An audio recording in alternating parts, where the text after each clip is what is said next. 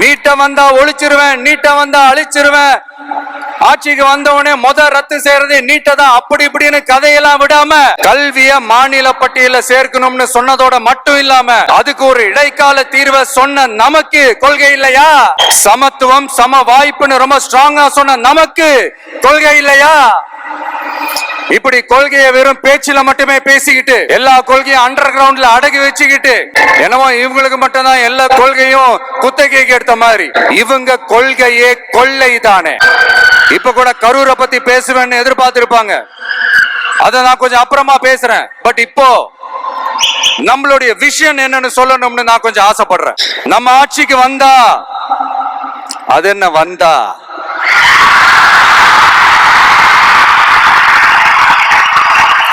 வருவோம்,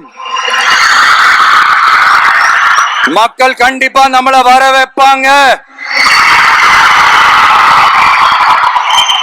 மக்களுக்கான ஆட்சியை மக்களை விரும்பி வர வைக்கத்தானே செய்வாங்க. அப்படி மக்களால் அமைக்கப்பட போற நம்ம ஆட்சியில நம்ம என்ன செய்ய போறோம்ன்றது அதுக்கான அந்த தேர்தல் அறிக்கையில அதுக்கான விளக்கத்தை டெஃபினட்டா கொடுப்போம். பட் அதுக்கு முன்னாடி ஒரு சின்னதா லைட்டா நான் கொஞ்சம் அதை சொல்லணும்னு ஆசைப்படுறேன். எல்லாருக்கும் நிரந்தரமான வீடு இருக்கணும்.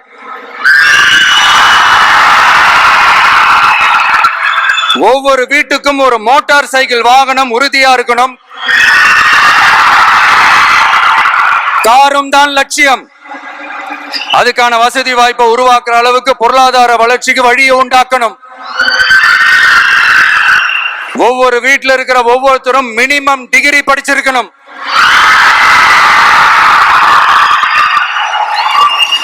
ஒவ்வொரு வீட்லயும் குறைந்தபட்சம் ஒருத்தருக்கு நிரந்தர வருமானம் கிடைக்கணும். அதுக்கான வேலை வாய்ப்பை உருவாக்கணும். அதுக்கு தகுந்த மாதிரி கல்வியில பாடத்திட்டத்துல சீர்திருத்தம் செய்யணும். கவர்மெண்ட் ஹாஸ்பிட்டல்ஸுக்கு மக்கள் எல்லாரும் பயம் இல்லாம நம்பி போற மாதிரி மாத்தணும். பருவமழை காலத்துல ஏற்படுற வெள்ளத்தால ஊரும் சரி மக்களும் சரி விவசாயமும் சரி பாதிக்கப்படாம இருக்கணும். அதுக்கு 4000 கோடி திட்டம்னு ஒரு உருட்டாங்களே, அந்த மாதிரி எல்லாம் எதுவும் இல்லாம உண்மையான ஒரு பாதுகாப்பு திட்டத்தை உருவாக்கணும். மீனவர்களோட, தொழிலாளர்களோட, நெசவாளர்களோட, அரசு ஊழியர்கள் மற்றும் ஆசிரியர்களோட கருத்து கேட்டு அவங்களுக்கான பாதுகாப்பு மற்றும் வளர்ச்சி திட்டங்களை உருவாக்கணும். உருவாக்குறது மட்டும் இல்ல, அதை செயல்படுத்தணும். முக்கியமா இண்டஸ்ட்ரியல் டெவலப்மெண்ட்ஸ்ல கான்சென்ட்ரேட் பண்ணணும். எல்லாத்தையும் விட ரொம்ப ரொம்ப முக்கியம், சட்டம் ஒழுங்க ரொம்ப ஸ்ட்ரிக்டா வச்சிருக்கணும். நம்மளுடைய அம்மா, அக்கா, தங்கச்சிகள், அவங்களுடைய பிள்ளைகள், குழந்தைகள் எல்லாருக்கும் பாதுகாப்பு, அதுவும் உண்மையான ஸ்ட்ராங்கான பவர்ஃபுல்லான பாதுகாப்பை உண்டாக்கணும். அண்ணா யூனிவர்சிட்டியில நடந்த அந்த பெண்ணுக்கு நடந்த அந்த பிரச்சனை மாதிரியோ, இல்ல கோவையில நடந்த அந்த கல்லூரி பெண்ணுக்கு நடந்த பிரச்சனை மாதிரியோ அதெல்லாம் நடக்க விடவே கூடாது. நம்ம வீட்டு பெண்கள் ஸ்ட்ராங்கா, பயமே இல்லாம தைரியமா இருக்கணும்.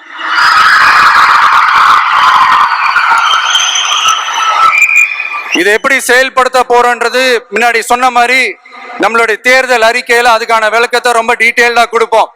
நான் சும்மா மத்தவங்க மாதிரி அவங்கள மாதிரி எல்லாத்தையும் அடிச்சு விட்டுட்டு ஏமாத்துற வேலையெல்லாம் இங்க கிடையாது நம்ம கிட்ட.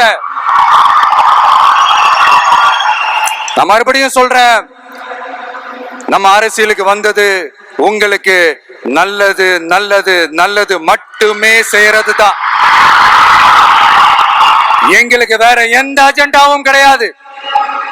அதனாலதான் பாத்தீங்கன்னா கொள்கை எதிரி யாரு, அரசியல் எதிரி யாருன்னு திட்டவட்டமா சொல்லிட்டு அது வெளியே சொல்லிட்டு களத்துக்கு வந்திருக்கிறோம். அதுல எந்த விதமான குழப்பமோ எந்த விதமான ஊசலாட்டமோ எதுவுமே இருக்க போறதில்ல. இந்த விஜய் சும்மா எதையும் சொல்ல மாட்டான். ஒன்னு சொன்ன அதை செய்யாம விட மாட்டான். அது மக்களுக்கு நல்லாவே தெரியும். அப்புறம் ஒரு அதிசயம் சொல்ல முடியாது, இது ஒரு கண்டுபிடிக்க முடியாத ஒரு உண்மைன்னு சொல்லலாம். அது என்னப்பா, அது தற்குறியா? நம்ம டிவிகேக்கு சப்போர்ட் பண்ற கோடிக்கான லட்சக்கணக்கான மக்கள், நம்மளுடைய நண்பா நண்பிகள், நம்மளுடைய ஜென்சி கிட்ஸ் எல்லாரையும் தற்குறிகள்னு சொல்லி வாங்கி கட்டிக்கிட்டு ஏன்டா இந்த விஜய தொட்டோம்,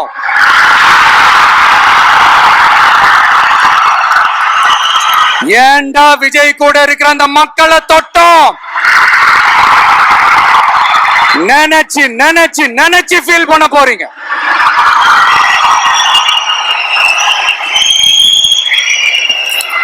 அப்புறம் நமக்கு இந்த அரசியல் புரிதல்லாம் இல்ல, அது இல்ல, இது இல்ல. அப்புறம் நான் கேக்குறேன், மக்கள் எல்லாரும் உங்களுக்கு தற்குறிகளா?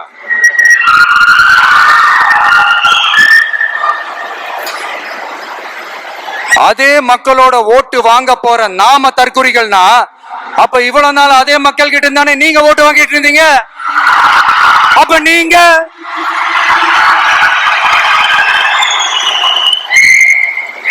அந்த மக்களுக்கு நீங்க காட்டுற மரியாதையும் நன்றியும் இதுதானா?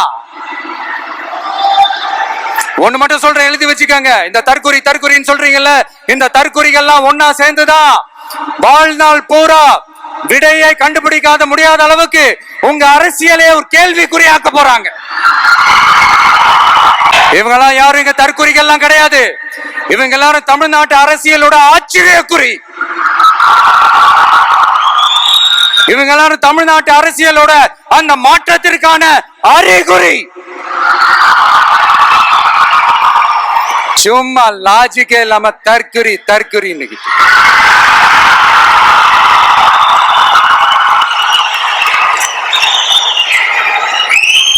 நண்பா நன்றி.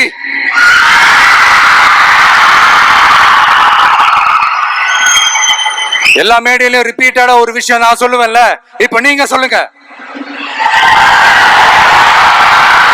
ஒண்ணு, இன்னொன்னு, ரிப்பீட். ஒண்ணு, இன்னொன்னு. இந்த போட்டி எப்படி இருக்க போகுதுன்னா, மக்களோட மக்களா நிக்கிற நமக்காக மக்களே டிசைட் பண்ணி போறாங்க. My dear sir, my dear uncle,